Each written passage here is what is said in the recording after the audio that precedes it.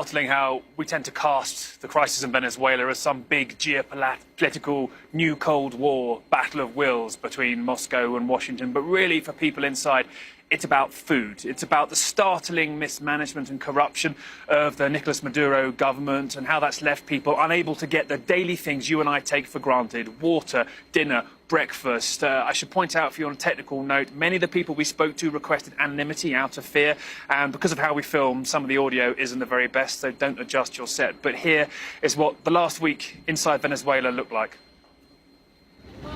Cross into Venezuela's unending disaster, the world's worst growing refugee crisis. And it's like the world, as you know it, is slowly ending. Oil once made them the richest in South America, but this is now the line for 3 days and nights to get a full tank. In the capital, there's a queue for everything, everywhere. Hunger breeds a special kind of anger. This is how hyperinflation works. These groceries cost $50 now, but because of what's happening with the local currency, they'll be worth double at least by next month. People paying tomorrow's prices today. There's no queuing for the youngest, living off what, even here, nobody wants. This isn't play, it's practice for self-defense. My brother got killed in July by another gang, says 14-year-old Usmaria. They found the body in the river. We gather stuff, we beg, a piece of chicken skin to take home. In the socialist utopia that now leaves nearly every stomach empty. This was the day when change was meant to come. Hundreds of thousands flooding central Caracas, watching opposition leader Juan Guaido swear himself in as interim president. But it fast turned sour. They've had this standoff outside the military airfield here for months. But this is the first time with an opposition leader claiming the presidency. All eyes were on the army and whether it too would rise up. This is the important question really in the standoff. It's about the military's vote. They may be throwing stones at them here, but what they really need is the army to switch sides. That didn't happen.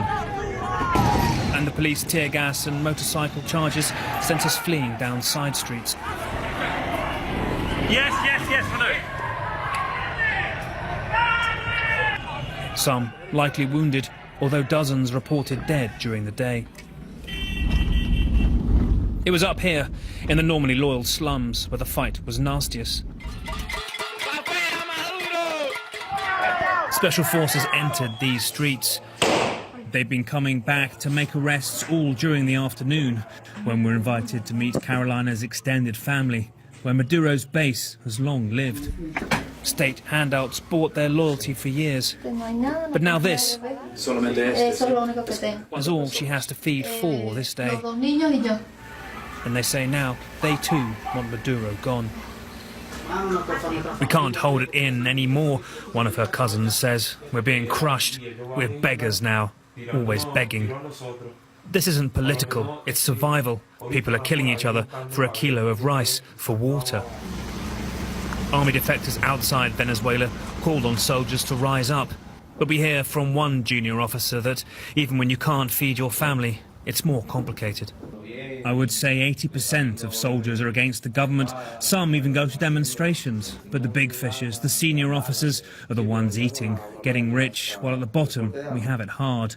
I get $1.50 every month, promptly, enough for one chicken and a food box from the barracks. Then we have to work magic to make it last like everyone else.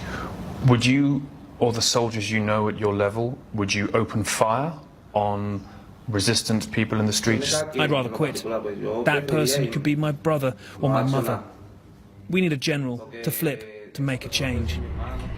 And as Washington says Maduro isn't president, but Moscow insists he is, everyone else walks zombie-like, further and closer towards starvation.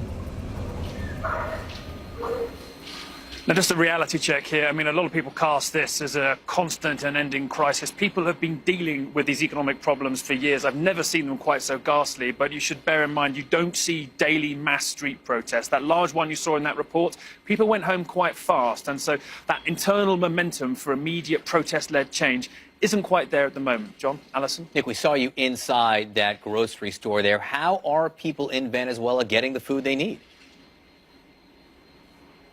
This is what is so unbelievably baffling. I mean, the infrastructure of that country still sparkles. It was one of the richest in the region, frankly, just a decade or so ago. And now it's remarkable. You know, we bought ourselves, as we arrived, $200 worth of groceries, and that was a ridiculous amount. It was about 8 bottles of water, some ham, some cheese, some nuts, some fruit.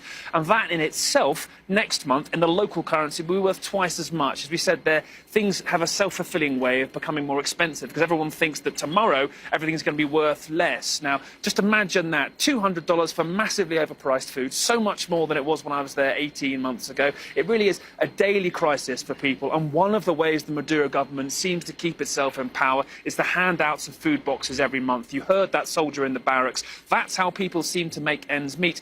And then you have really so many others rummaging through trash, something you and I would consider unconceivable, so common wherever we saw there. I mean, even ourselves, on an unlimited budget, we found it often quite hard to get food, and that is so staggeringly the reason why people are so furious right now.